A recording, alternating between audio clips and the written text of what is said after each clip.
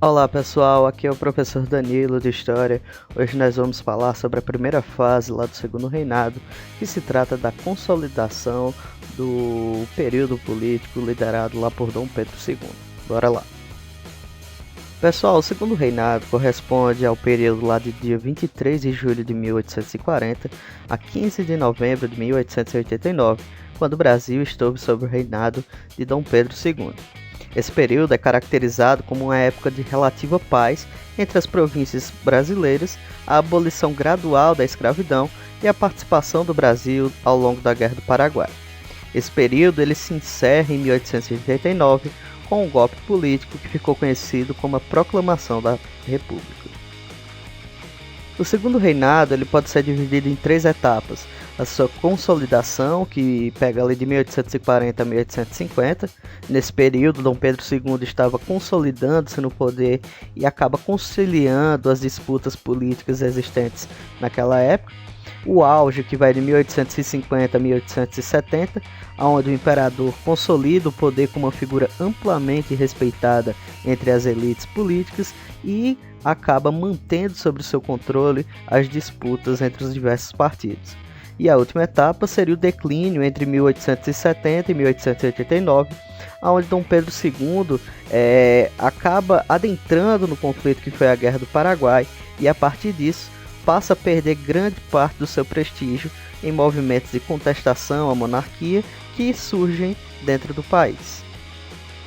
Entre as grandes características políticas que podemos destacar aqui, era a instauração de uma monarquia parlamentarista, onde o imperador escolhia o presidente do conselho, que era basicamente equivalente a um primeiro-ministro, e através de uma lista com 3 nomes, ele indicava o responsável indivíduo para esse papel. No plano econômico, o café adquire uma importância fundamental na economia brasileira, tanto a nível interno quanto a nível externo, sendo o produto mais exportado pelo país naquela época. Chegando às primeiras ferrovias também e barcos a vapor, esse processo de produção do café acaba sendo acelerado. Em meio à prosperidade cafeeira, o Brasil se encontra num dilema, pois quem trabalhava nas plantações de café eram as pessoas escravizadas vindas da África. Desde o governo de Dom João VI, o país havia se comprometido a abolir a escravidão, criando assim uma questão de tremenda importância e também que geraria vários conflitos políticos e acabaria minando a estabilidade política criada por Dom Pedro II. Nos aprofundando sobre a política durante o Segundo Reinado, podemos dizer que esse período inicia lá com o golpe da maioridade, como foi visto no capítulo passado. Durante o período regencial, o Brasil viveu uma série de guerras civis. Com isso, o Partido Liberal propõe a antecipação da maioridade do herdeiro do trono, Dom Pedro. Parte dos políticos entendiam que a falta de um governo central era um perigo para a unidade federativa do país. Com isso, boa parte da carga política atribuída à entrada de Dom Pedro II vale-se desse processo de centralização.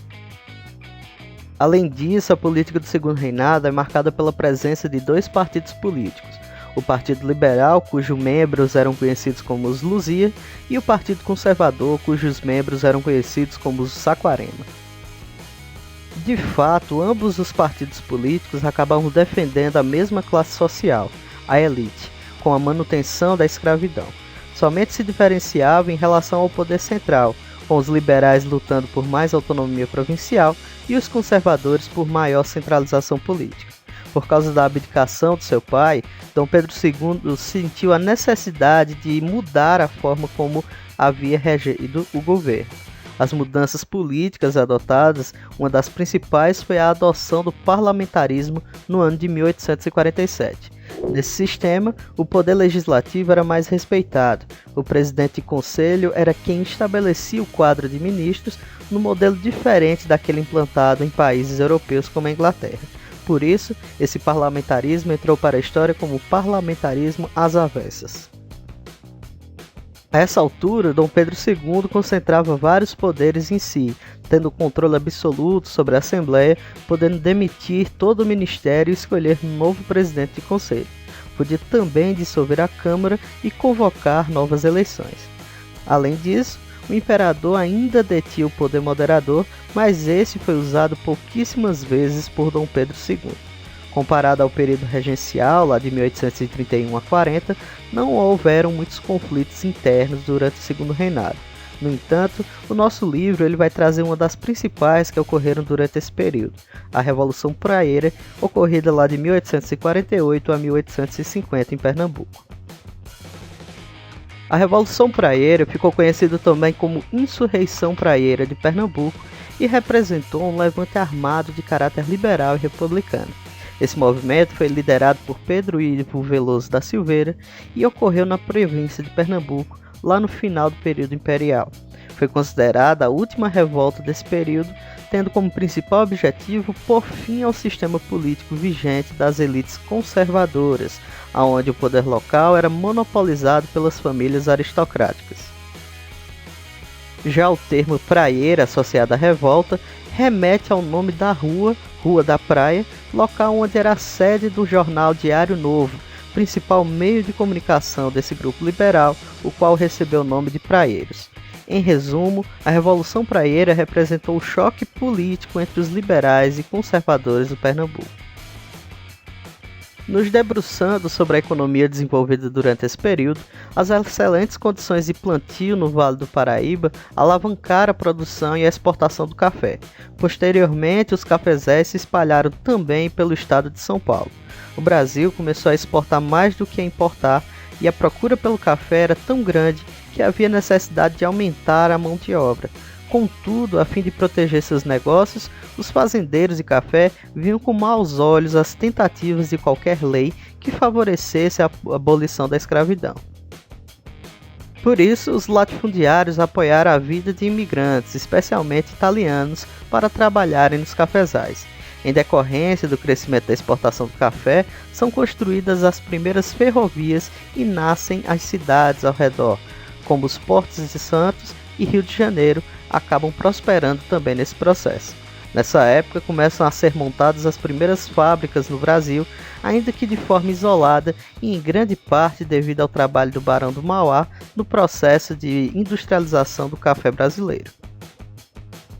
No tocante ao abolicionismo durante esse período, é importante a gente destacar que esse período é crucial para o processo de abolição das pessoas escravizadas no país, pois surgem diversas sociedades e jornais contra esta prática.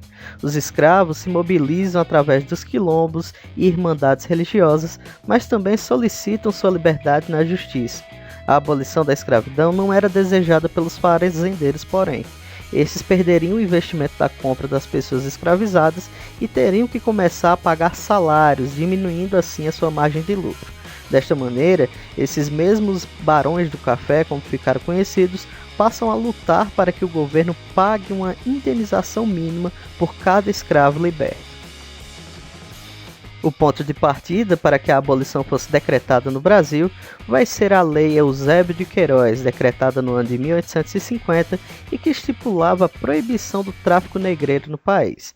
Ou seja, com essa lei a abolição era questão de tempo, já que o fornecimento desse tipo de mão de obra vindo da África agora era proibido. Iniciou-se aqui uma transição lenta e gradual, na qual o objetivo da elite econômica do país era postergar ao máximo, ou seja, atrasar ao máximo a abolição, tanto quanto fosse possível. Além disso, temos a promulgação no mesmo ano da Lei de Terras, sancionada por Dom Pedro II em setembro de 1850. Ela foi uma lei que determinou os parâmetros e normas sobre a posse, a manutenção, o uso e a comercialização de terras durante o período do Segundo Reinado. Essa lei tinha por grandes objetivos estabelecer a compra como única forma de obtenção de terras públicas, inviabilizando os sistemas de posse ou doação para transformar uma terra em propriedade privada. Além disso, o governo imperial pretendia arrecadar mais impostos e taxas com a criação da necessidade de um registro e demarcação da propriedade privada. Esses recursos tinham como destino o financiamento da imigração estrangeira voltada para a geração de uma nova mão de obra dentro do Brasil. Vale lembrar também que o tráfico de escravos já era uma realidade que diminuía cada vez mais a disponibilidade de mão de obra. o que dificultava na prática a compra ou a posse de terras por pessoas pobres, favorecendo o uso destas para fins de produção agrícola voltada para a exportação. Este objetivo foi alcançado pelo governo, pois através da lei de terras provocou um aumento significativo no preço da terra no Brasil, favorecendo os grandes proprietários rurais que passavam a ser os únicos detentores dos meios de produção agrícola, principalmente a terra, dentro do país.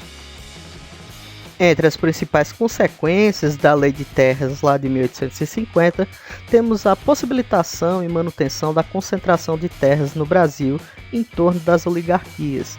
A Lei de Terras regulamenta a propriedade privada, principalmente dentro da área agrícola do país, o que aumentou o poder dos barões do café e suas ligações políticas com o governo imperial.